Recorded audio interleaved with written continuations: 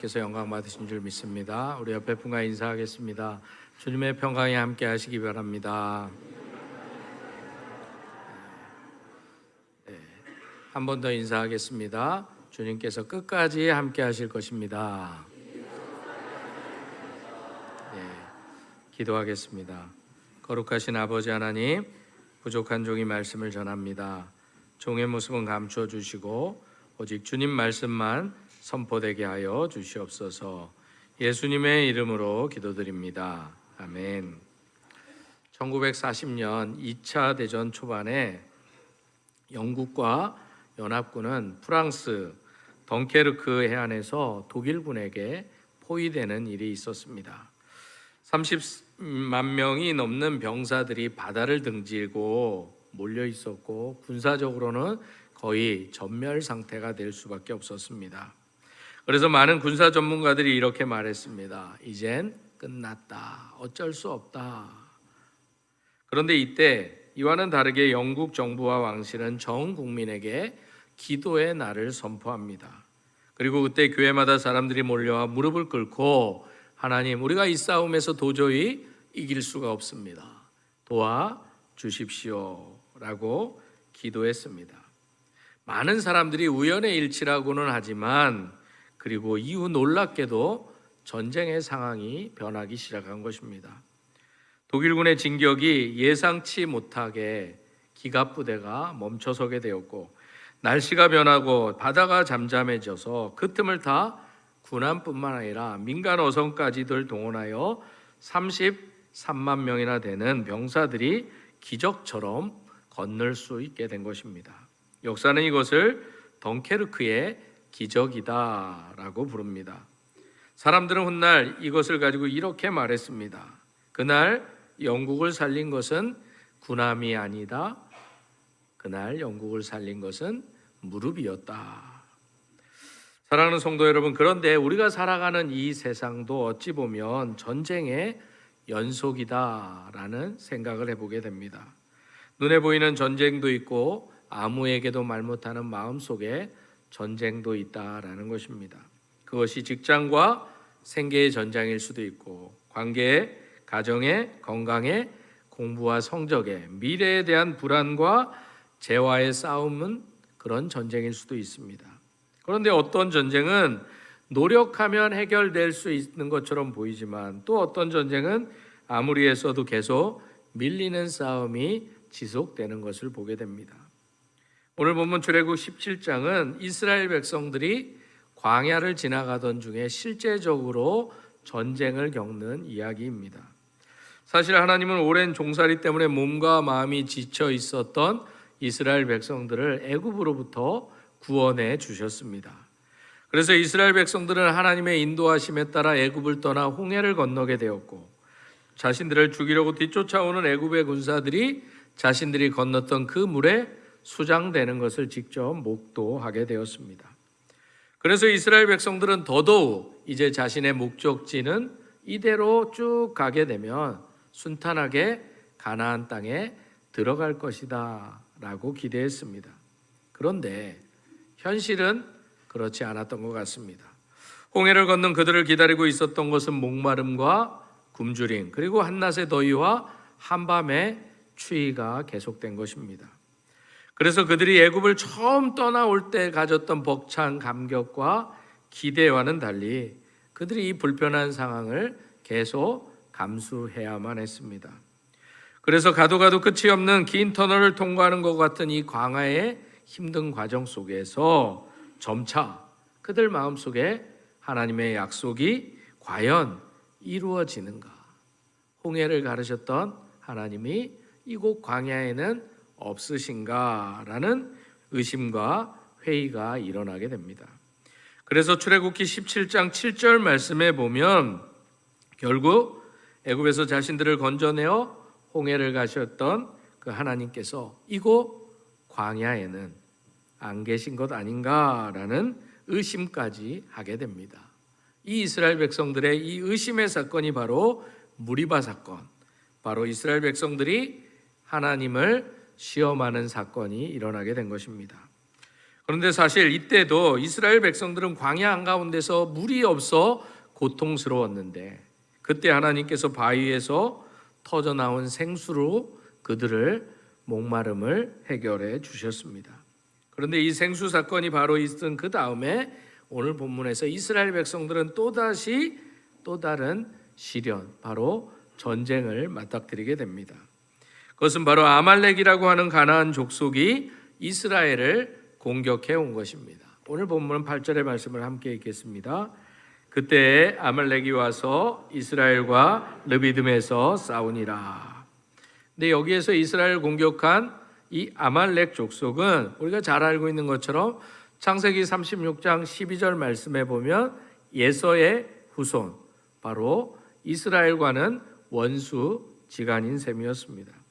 그래서 신명기 25장에 보면 모세가 이스라엘 백성들을 향해서 광야 40년을 회고하면서 설교를 하는데 이 아말렉 족속이 하나님을 두려워하지 않았다라고 설교합니다. 이처럼 아말렉 족속이 하나님을 두려워하지 않았다는 것은 이미 그들의 조상인 예서가 하나님 중심의 삶을 살지 아니하고 세상 중심, 인간 중심의 삶을 살았던 데서 그 뿌리를 찾을 수 있습니다. 그런데 문제는 이 아말렉 족속이 출애굽한 이후에 이스라엘 민족을 이번뿐만 아니라 쭉 계속 공격해오고 있었다는 것입니다. 그들은 이스라엘 민족이 광야 길에 들어선 이후로 집요하게 공격을, 특별히 이들이 안심하고 아니면 이들이 지쳐서 이스라엘 백성들의 진영의 후미를 따라가던 사람들을 뒤쫓아가서 괴롭혔던 민족이 바로 이 아말렉 족속이었습니다. 왜냐하면 그때 이스라엘 백성들은 보름이면 갈 거라고 생각했던 광야의 길을 쭉 걸어가다 보니까 지칠 수밖에 없었습니다. 또한 광야 길에 익숙하지 못했던 많은 사람들이 이 행렬에 하나둘 뒤처지기 시작했던 것입니다. 그런데 이와 반대로 아말렉 족속들은 이미 시내 반도를 중심으로 살았기에 그 지형에 익숙해진 것입니다. 그래서 이스라엘 백성들 가운데 뒤에 처진 약한 사람들이 생길 때마다 기다렸다는 듯이 그들을 공격했던 사람들이 바로 이 아말렉 족속이었습니다.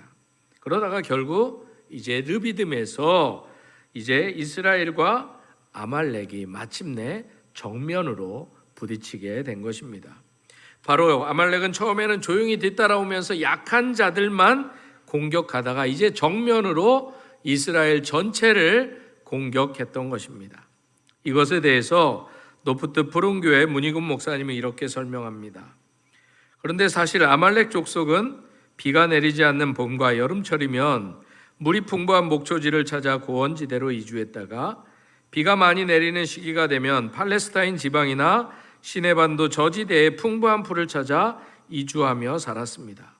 그러던 어느 날 그들은 많은 양과 짐승을 거느린 이스라엘 백성을 광야에서 만나게 되었고 이스라엘 백성들에게 자신들의 목초지가 빼앗길지도 모른다는 불안감에 사로잡힌 것입니다. 그래서 그들은 더위와 장기간의 여행 때문에 처진 그리고 지친 이스라엘 백성을 공격했던 것입니다. 불시에 당한 습격이었으므로 이스라엘 백성들은 딱히 이에 대한 대책을 세울 겨를이 없었을 것입니다. 더더욱 사실 이스라엘 백성들은 아직 애굽에서 나오자마자 바로 이 길을 걷고 있었기에 제대로 된 군사 훈련 그리고 군사도 없었습니다. 그리고 무엇보다도 지칠 대로 지쳐 있기에 이들이 맞이한 전쟁은 이들에게는 벅찬 전쟁이었습니다. 그래서 인간적으로 본다면 이 싸움은 처음부터 이스라엘에게는 불리한 전쟁이었습니다. 그럼에도 우리가 여기서 한 가지 주목해야 될 상황이 있습니다. 그것은 바로 이 전쟁이 언제 찾아왔냐라는 것입니다. 사실 이스라엘 백성들은 애굽을 통과하고 이제 광야길을 걸어가면서 물론 하나님께 불순종했습니다. 물론 불평도 하고 원망도 했습니다. 그러나 그럼에도 불구하고 이들은 하나님의 인도를 따라가고 있었고 말씀하신 대로 움직이고 있었고 그 과정 속에서 하나님의 공급하심도 경험했습니다. 그런데도 전쟁이 왔다는 것입니다. 이것이 우리에게 중요한 가르침을 하나 주는데 그것은 바로 우리가 믿음을 가졌다고 해서 우리 안에 전쟁이 없는 것은 아니다라는 사실입니다. 오히려 믿음의 길에서 더 예상치 못하는 싸움이 우리에게도 일어날 수 있다라는 사실입니다. 그래서 우리가 오늘 본문에서 깨닫게 되어야 될 한 가지는 믿음의 길은 전쟁이 없는 것이 아니라 전쟁의 의미가 달라지는 것이다 라는 것입니다. 그러기에 오늘 본문에서 하나님은 이 전쟁을 아주 독특한 방법으로 이끌어 가십니다. 9절 말씀에 보면 이러한 상황 속에서 모세가 결국 여호수아를 선택하고 아말렉 사람들과 싸우도록 합니다. 그리고 이어서 여호수아에게 나는 하나님의 지팡이를 손에 잡고 산꼭대기에 가겠다라고 이야기합니다. 바로 여호수아 너는 전쟁에 나가서 싸우고 나는 산꼭대기에서 하나님의 도우심을 간구하겠다라는 이야기입니다. 또한 이 전투에서 모세가 지팡이를 잡고 산꼭대기에 섰다는 것은 다름 아니라 하나님께 기도하겠다, 간구하겠다, 하나님의 도우심을 구하겠다라는 말입니다. 그래서 모세가 지팡이를 손에 잡고 기도했던 것입니다. 왜냐하면 여기서 모세가 잡은 지팡이는 하나님이 함께 하신다는 상징이었기 때문입니다. 출애굽기 4장에도 보면 하나님이 모세를 애굽에 보내실 때 지팡이를 잡고 이적을 행하라고 명하셨습니다. 여기에서 이 지팡이도 하나님이 모세와 함께 해주시겠다는 약속의 상징이었습니다. 그래서 10절과 11절 말씀에 보면 모세의 명령을 따라 여호수아가 전쟁터로 나가 아말렉과 힘써 싸우게 되었고 모세는 지팡이를 들고 산꼭대기로 올라가게 됩니다. 그리고 그곳에서 모세는 손에 지팡이를 들고 높이 손을 들게 됩니다. 그런데 놀랍게도 모세가 손을 들면 이스라엘이 이겼고 반대로 모세의 손이 피곤해서 아래로 내려가면 아말렉이 이기게 된 것입니다.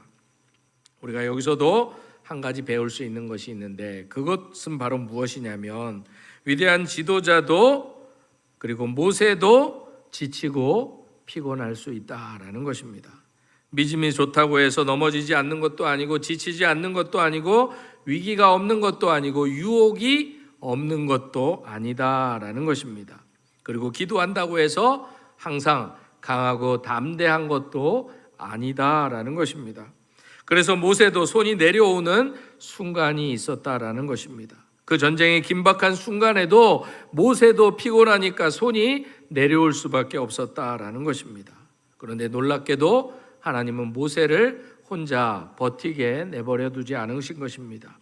그래서 12절 말씀에 보면 하나님은 아론과 훌을 보내셔서 돌을 가져다가 모세를 앉게 하고 양쪽에서 손을 받쳐 들게 합니다. 그래서 해가 질 때까지 손이 내려오지 않게 합니다. 이처럼 기도함에도 동역자가 필요하다는 것을 보여주신 것입니다. 왜냐하면 이 전쟁은 무기로만 가지고 싸우는 전쟁이 아니라 기도로 싸우는 영적인 전쟁이기도 했기 때문입니다. 이 전쟁은 다시 말해 하나님의 의도가 있는 전쟁이었다라는 것입니다. 이처럼 믿음은 혼자 버티는 외로움 싸움 같지만 혼자 버티는 싸움이 아닙니다. 누군가는 앞에서 싸우고 누군가는 뒤에서 기도하고 누군가는 옆에서 받쳐주는 게 믿음이다라는 것입니다. 그렇다면 여러분 중에 이 시간 삶의 자리가 너무 버거워서 기도의 손이 내려오신 분들은 계시지 않습니까? 하나님은 우리를 내버려 두시는 것 같지만 오늘 모세에게 함께 하셨던 것처럼 여러분들을 절대 혼자 내버려 두지 않습니다.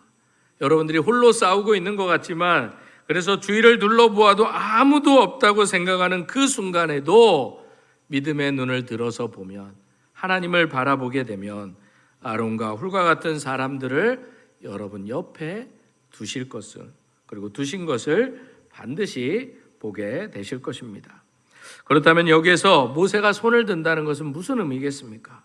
시편 28편 2절의 말씀처럼 성경은 많은 경우에 우리가 손을 든다는 것을 기도하는 것으로 표현해냅니다. 그런데 문제는 이 손을 든다는 것, 바로 이 기도가 그렇게 쉽지는 않다라는 것입니다. 모세를 보듯 그래서 오죽하면 기도를 노동이다라고 말할 정도였습니다. 그러므로 모세가 손을 들었을 때 이스라엘 백성들이 승리했다는 것은 이 싸움은 무엇보다 기도의 싸움이었다라는 것입니다. 이처럼 영적인 전쟁의 승패도 기도가 결정적인 역할을 할 수 있다는 것입니다.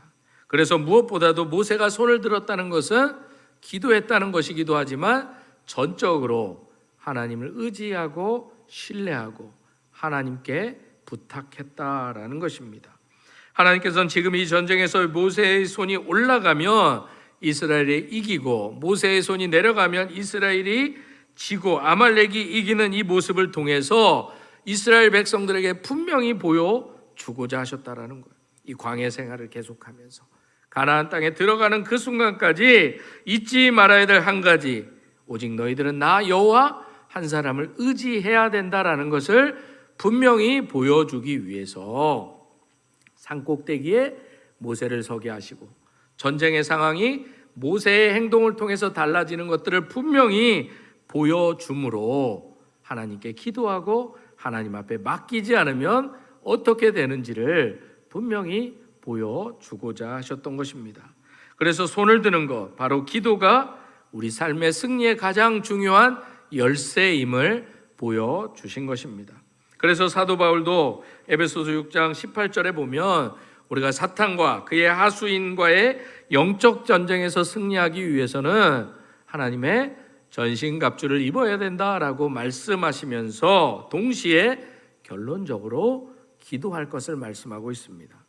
하나님의 전신갑주가 다 갖추었어도 여전히 한 가지 중요한 것이 있는데 그것은 바로 성령 안에서 성령의 도우심을 간구하는 기도가 빠져서는 안 된다라는 것입니다. 이처럼 해가 지도록 모세의 손이 내려오지 아니한 기도의 싸움의 결과 오늘 본문 13절에 보면 여호수아는 칼날로 아말렉을 물리칠 수 있게 된 것입니다. 1944년 6월 6일 역사상 우리가 잘 알고 있는 가장 큰 해상 상륙작전으로 불리는 노르만디 상륙작전이 시작되었습니다. 그날 하루에만 15만 6천 명이 넘는 연합군 병력이 이 노르만디 해안을 상륙했습니다.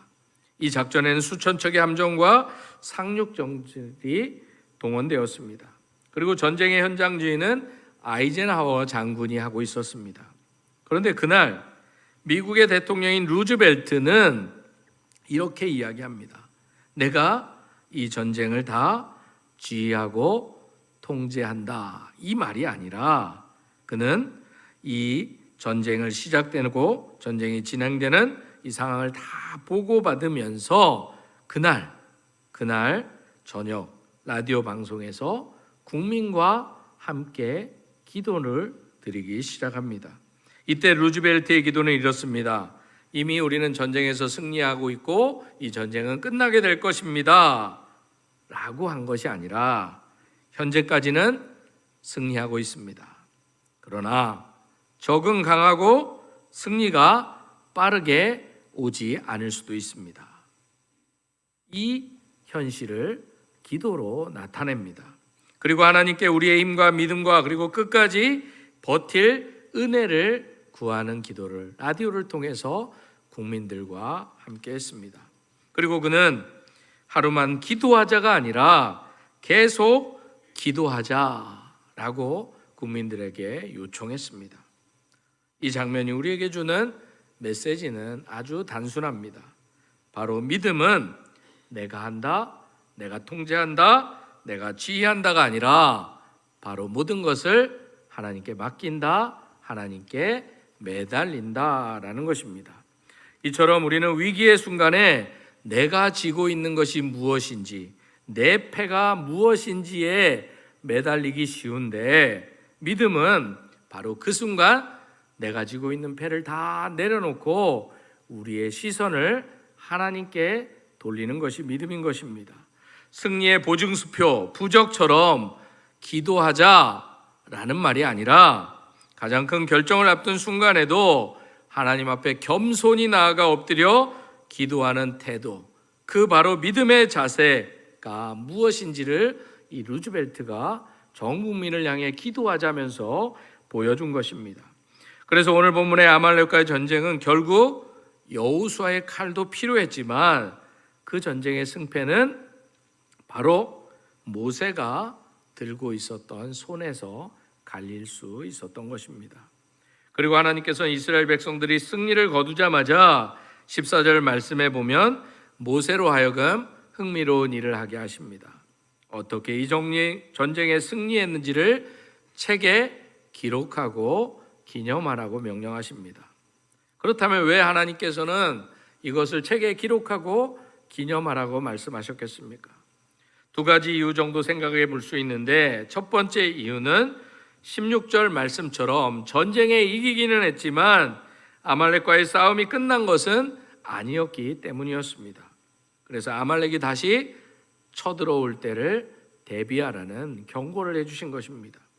이처럼 이스라엘이 아말렉과 더불어 대대로 싸우리라는 이 말씀은 우리 인생은 하나의 싸움이 지나가면 또 다른 싸움이 이어오고 이렇게 인생은 전쟁의 연속과도 같다는 것을 깨닫게 해주기 위해서 있습니다. 그래서 계속되는 전쟁에서 승리하는 것은 무엇보다 이전에 승리했던 경험, 이전에 승리했던 이유가 중요했던 것입니다. 그것을 알아야, 그것을 잊지 말아야 된다라는 것입니다. 이스라엘 백성들은 사실 나아갈 길이 없는 사면이 막혀 있던 상황 속에서도 모세가 손을 들어 아론과 훌과 함께 기도하며 여호수아가 성실하게 나가 싸움으로, 특별히 주의 도우심을 간구함으로 승리하게 하신 이 모든 것을 잊지 않도록 기록하라는 것입니다. 그만큼 승리의 경험이 중요했던 것입니다.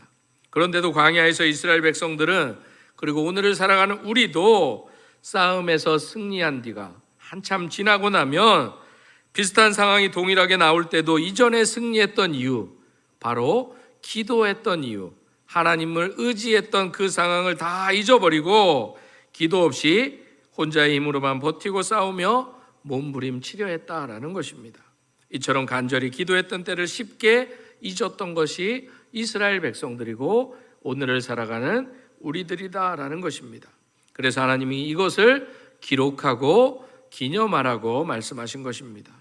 두 번째 이유는 우리가 승리할 수 있는 원천, 이유가 바로 하나님임을 기억하고 감사하라라는 이유입니다. 모세는 하나님을 의지하며 기도하며 승리했기에 그래서 그 자리에 제단을 쌓은 것입니다. 이처럼 모세가 쌓은 제단은 승리의 제단이었을 뿐만 아니라 감사의 제단이었습니다. 사실 아브라함을 비롯한 모든 믿음의 사람들은 한결같이 승리 뒤에, 그리고 하나님으로부터 약속의 말씀을 받으면 곧바로 하나님께 제단을 쌓고 예배를 드렸던 것을 보게 됩니다. 그리고 무엇보다도 오늘날까지 이스라엘 백성들이 절기를 고집하며 지키는 이유도 바로 그들이 광야의 생활을 할 때 하나님이 먹을 것을 주시고 입을 것을 주시며 그들과 함께 하신 것을 잊지 않고 기억하기 위해서였던 것입니다.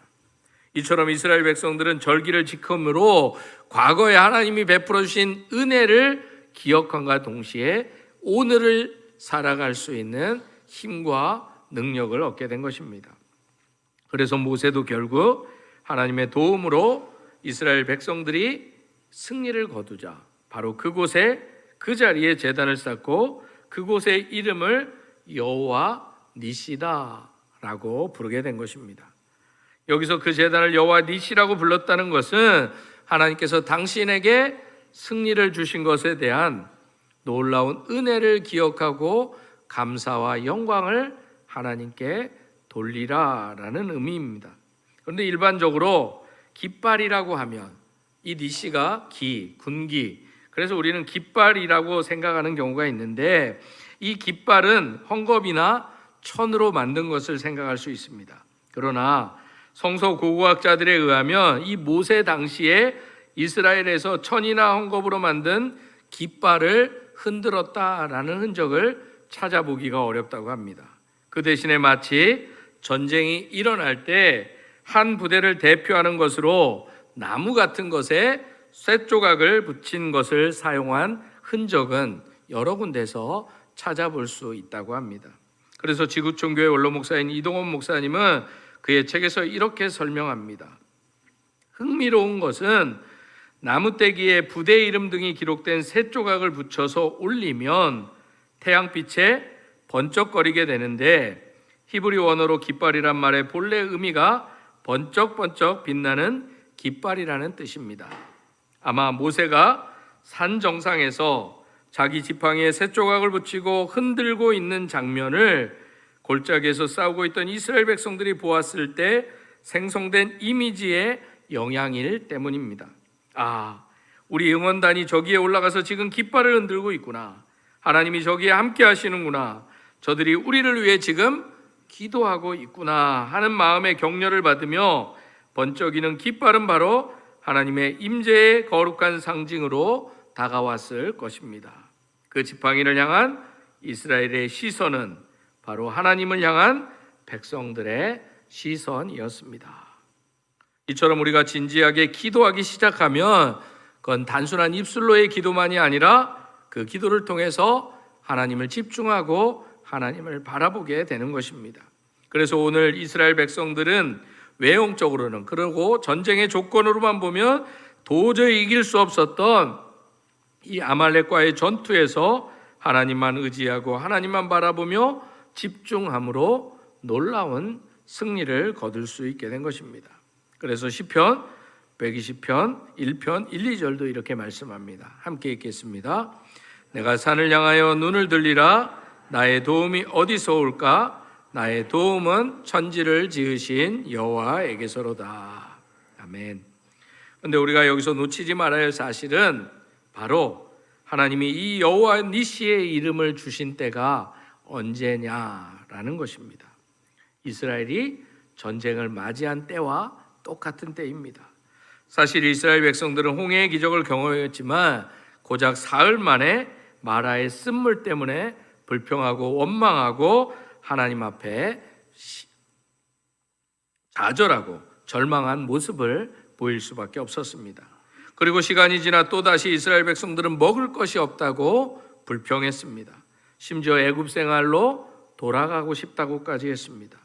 이번에도 하나님은 그 불평을 외면하지 아니하시고 만나와 메추라기로 그들을 먹이셨습니다.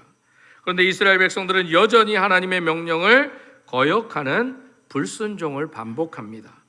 매일 하루분의 만나를 거두되 여섯째 날은 이틀치를 거두어 일곱째 날에 쉬라고 하셨는데 이들은 지지리도 말을 안 듣는 사람이었습니다. 그리고 그들의 불평은 거기서 끝나지 않았습니다. 더더욱 물 때문에 또다시 난리를 치며 하나님을 시험했습니다. 그렇다면 오늘 예배하는 여러분들은 어떠십니까? 하나님이 내 인생에서 승리의 깃발이 되신다는 이 사실이 내가 잘 되고 좋을 때만 그렇다고 생각하십니까? 그렇지 않다라는 것입니다.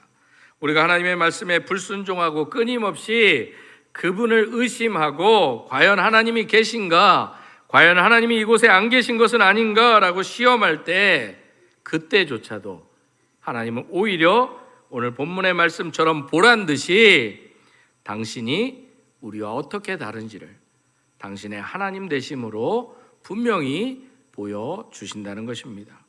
그래서 예수님도 요한복음 16장 33절에서 이렇게 선포하십니다. 함께 읽겠습니다.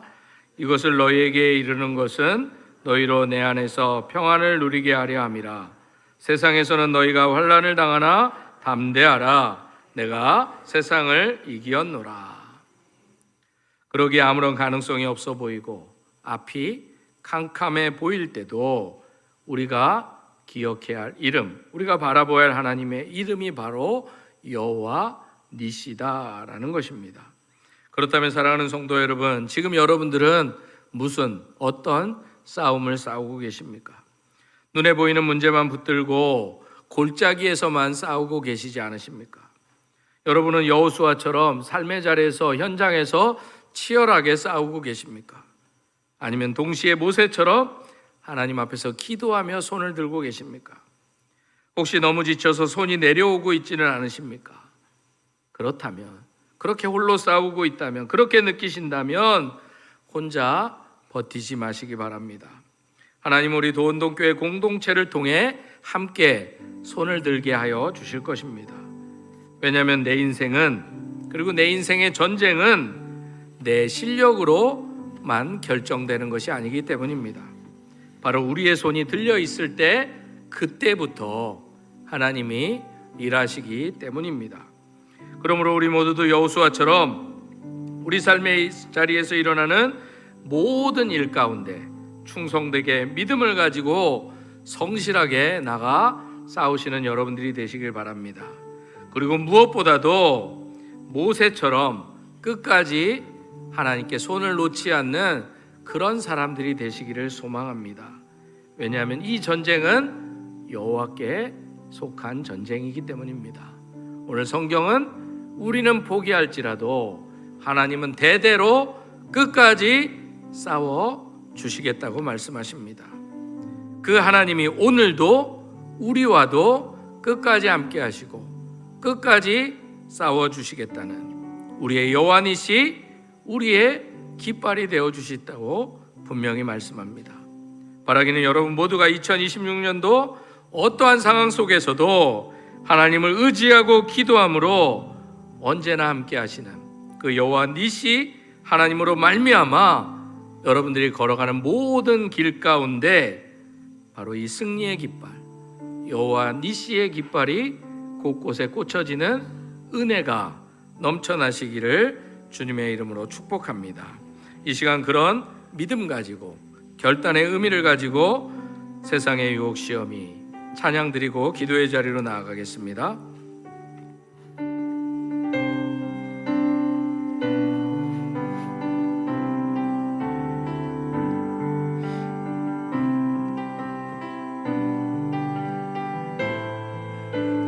세상의 유혹 시험이 세상의 유혹 시험이 내게 몰려올 때에 나의 힘으로 그것들 모두 이길 수 없네. 거대한 폭풍 가운데 위축된 나의 영혼 어찌할 바를 몰라 헤매이고 있을 때 거짓과 속임수로 가득 찬 세상에서 어디로 갈지 몰라 머뭇거리고 있네. 공중의 권세 잡은 자 지금도 우리들을 실패와 절망으로 넘어뜨리려 하네. 주를 찬양 손을 들고 찬양. 전쟁은 나에게 속한 것 아니니 주를 찬양 손을 들고 찬양. 전쟁은 하나님께 속한 것이니 주위를 둘러보면 아무도 없는데 믿음의 눈을 들며 보이는 분 계시네. 그렇습니다. 지금도 내 안에서 역사하고 계시네. 사망과 어둠의 권세 물리치신 예수님 그분을 찬양합니다. 주를 찬양 손을 들고 찬양. 전쟁은 나에게 속한 것 아니니 주를 찬양 손을 들고 찬양. 전쟁은 하나님께 속한 것이니. 그렇습니다. 사랑하는 성도 여러분, 하나님께서는 끝까지 우리와 함께 하신다고 말씀하십니다. 이 시간 이러한 기도의 제목을 가지고 그 하나님을 의지하며 기도하겠습니다. 하나님, 세상과 싸워 이기는 힘이 내 전략과 지식과 경험이 아니라 하나님을 붙드는 믿음에서 나오게 하시고, 기도하다가 혹여 내 손이 내려오는 순간에도 다시 믿음의 손을 들게 하여 주시옵소서. 그러기에 우리 도원동교회가 서로의 손을 붙들어주는 기도의 믿음의 공동체 되길 원합니다. 한 성도도 혼자 버티다 쓰러지거나 혼자 울지 않도록 지친 자의 손을 잡아주는 아론과 울과 같은 이들이 우리 교회에 많아지게 하여 주시옵소서. 그리하여 끝까지 함께 버티게 하는 격려와 돌봄의 문화가 우리 교회 안에 가득 채워 주시옵소서.